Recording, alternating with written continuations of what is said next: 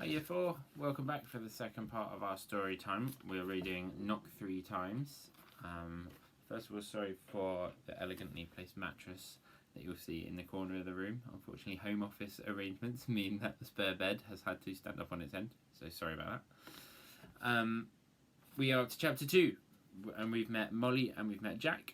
And so far all that's happened is that Molly has received a grey pincushion, which she was not very happy about, from her Aunt Phoebe for her birthday, and thought it was a pretty boring present, and we're going to find out whether that turns out to be the case. So chapter 2. When Molly went up to bed that night, she took the pincushion with her and placed it on the dressing table, and tried her best to think that it looked nice. It really will be useful, she told herself, and to prove this, she picked up a long pin and stuck it into the pumpkin pincushion, though with a little more violence than was necessary. Then she ran across the room and tumbled into bed.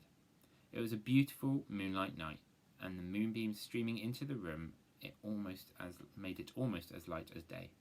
Molly lay there snug, drowsily planning out lovely rides that she and Jack would go on as soon as they both had learned how to manage their cycles. The thought of her bicycle sent a warm thrill through her heart, and a smile of content hovering about her mouth. She could hear Jack in the next room moving noisily about. He always made a dreadful noise in his room, thumping and banging things down and whistling shrilly until he got into bed. And tonight, the extra excitement of having a birthday seemed to make the thumping extra heavy and the whistling extra shrill. Presently, the thuds and bumps and whistles ceased abruptly, and she knew that Jack was in bed. And to be in bed and to be asleep were practically the same thing with Jack. No sooner did her head touch the pillow no sooner did his head touch the pillow than he was as good as asleep, and no sooner did he open his eyes in the morning than he was out of bed and hunting for his stockings. Sleep did not come so readily to Molly. She would often lie awake for a long time after she'd gone to bed, thinking and planning, her brain ticking busily. Molly was just wondering whether it would be possible for her and Jack to cycle to Brighton and back in a day, and whether Mother would let them go, when all at once she became aware that something was moving in her room. A soft, rolling sound came from the direction of the window. Molly raised her head and gazed with startled eyes across the moonlit room. She could see something large and round moving softly on the dressing table. It looked just as if surely her eyes were playing some trick. She stared across at the dressing table, frightened yet fascinated. Then she sat up. No, her eyes had not deceived her. There, in front of the looking-glass, rocking gently from side to side, was the pumpkin pincushion, grown to nearly 3 times its original size, and growing still larger every second.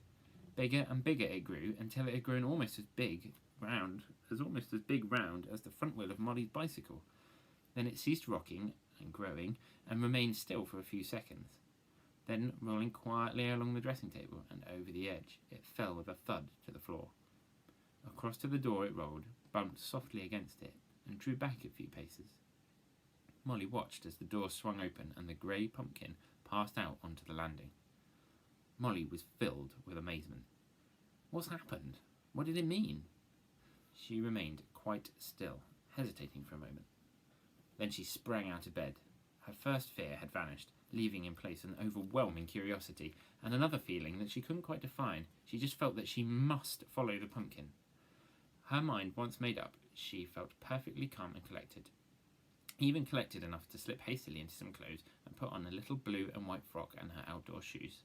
Never before in all her short life had Molly dressed so quickly. Meanwhile, the grey pumpkin was making its way along the moonlit landing to the top of the stairs. She heard it begin to descend. Thud, thud, as she whispered into Jack's room. "Jack, Jack," she called in a loud whisper. "Don't be frightened, it's only me, Molly." "Hush! Are you awake?" "Oh, Jack, hush!" As Jack uttered a sound between a loud yawn and a groan, "Get up quickly, it's all right, only do be quick." Jack sat up with a jerk. "What is it? What's the matter?" he exclaimed. "Hush! Don't make a sound or you'll spoil everything, perhaps. Put on some old clothes, quickly, and come with me. Oh, don't ask questions, Jack, but just do be quick, and don't make the slightest noise." And Molly ran back to the landing and listened. Thud, thud, thud. The pumpkin was rolling steadily and slowly from stair to stair, and judging by the sound, was already a long way down. "Hurry, Jack," said Molly. It was easy for Jack to be quick, Though not so easy to refrain from asking questions, but to tell him not to make the slightest noise was expecting a little too much from him. However, he only bumped twice against the water jug and knocked his hairbrush off the dressing table and fell over a chair before he was ready, and all things considered, he behaved in a very creditable manner. Afterward, when thinking things over, Molly was surprised at her own calmness in remembering to tell him about clothes and being quiet, but remember she did, and found herself explaining to her brother as rapidly as possible just what had happened. "I know it sounds impossible, Jack," she said, "but it's true, and you'll see it yourself in a minute." The two children sped quickly along the landing and down the first flight of stairs, passing from dark shadows into moonlight patches as they went by landing windows. Then back into the shadows again, and down another flight, and out into the moonlight once more. So on and on, guided by the dull thud, thud of the pumpkin on the soft stair carpet below them. As they reached the top of the last flight, the sound ceased. "It's reached the bottom," whispered Molly. Jack shook his head incredulously. He had not seen the pumpkin yet, and could not believe it was the sole cause of the bumping noise he'd heard on the stairs. When the noise ceased, they hesitated about continuing their descent. It was pitch black at the bottom of the last flight, and Molly thought it would be horrible if one of them put their foot on that rolling grey thing in the dark. As they waited, they heard a slight bump, then a streak of light appeared, and they saw the back door swing quietly open. The pumpkin and Jack could see plainly that it was a huge pumpkin. The pumpkin and Jack could see plainly that it was a huge pumpkin, rolled ponderously out, and the door began slowly to close again. "Quick!" gasped Molly, and the two sped down the last flight, and the next moment were standing breathless outside the back door. Their garden was long and backed on to a small wood, which had been the scene of many a picnic during the summer months. A low, broken fence divided the wood from the garden, and it was for this fence that the pumpkin was heading. It rolled steadily on in a quiet, deliberate way that made it more uncanny. Jack and Molly followed, two quaint little figures moving warily over the grass, with glistening eyes and rapidly beating hearts, half fearful, half curious, and very excited. Jack could scarcely believe his eyes even now, and stared fascinated at the moving grey thing in front of him as it glided under the broken fence and into the wood beyond. As it gained the woodland path, the sound of the little twigs and dried leaves crackling as it rolled over them came to the children's ears. Jack and Molly clambered over the fence, and in doing so Jack lost one of his slippers, but did not miss it in his excitement, and they both ran a few steps along the path to get in sight of the pumpkin again. It was not so easy to see in the wood, for the trees met overhead and screened out the moonlight.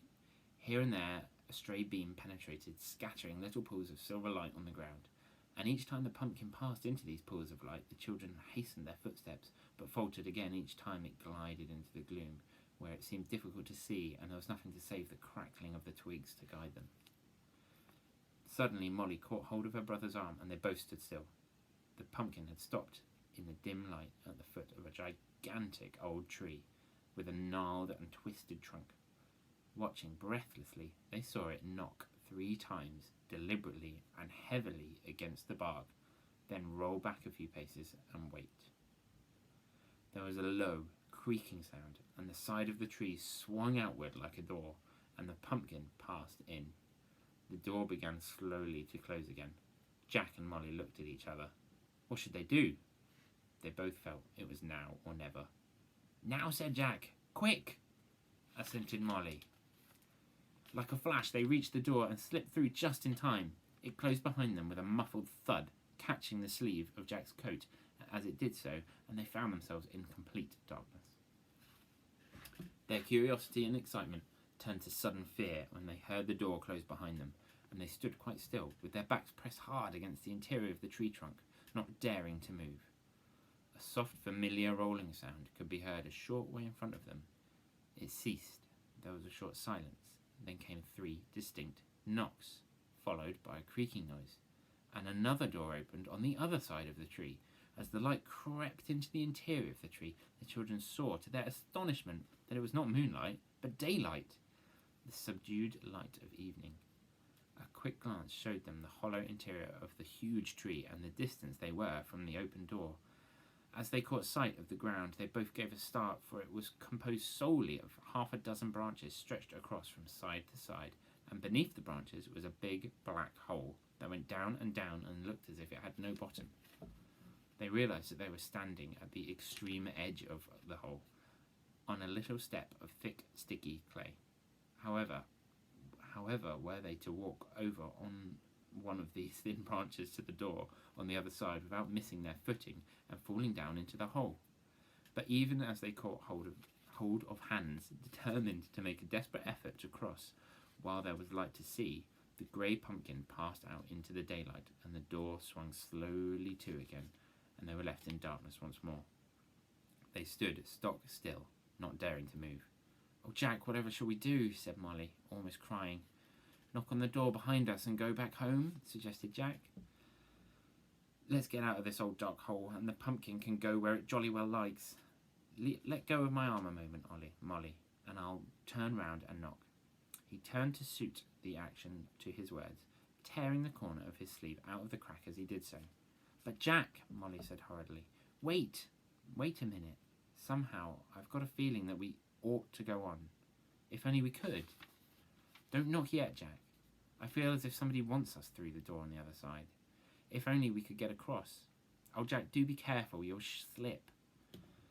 "Look here," said Jack. Are you afraid to chance the crossing? Do you really think it's worth it? The pumpkin must have rolled across without the floor giving way. But then what shall we do, Jack?" "Shall we try?" suggested Jack. Molly hesitated. "Then, yes, let's," she said. "Only shall we?" she faltered. "You stay here while I go across and knock 3 times on the other door," said Jack, at once decided. "Then, while it's light, you run across." "Oh, Jack, do be careful," cried Molly. For Jack had already started. He felt with his foot for the thickest branch and stepped recklessly forward. To his delight, he found that it was quite easy to walk across, and all their fears had been groundless. "Why, Mole," he called joyfully, "it's as easy as anything. Wait a sec, I'm almost there." He reached the clay step on the other side and gave 3 good knocks to relieve his feelings.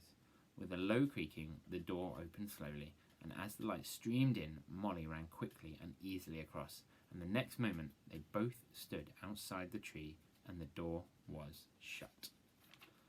That is the end of chapter 2. I don't know if you thought that was spooky. I was getting a little bit spooked out when the grey pumpkin was growing on her bedside table, but I don't know if everyone would be kind of creeped out by that. Anyway, hope you enjoyed it, chapter 2. Let me know if you liked it or not, and we'll see if we want to carry on and read chapter 3 maybe next week. See you all soon, hopefully. Bye.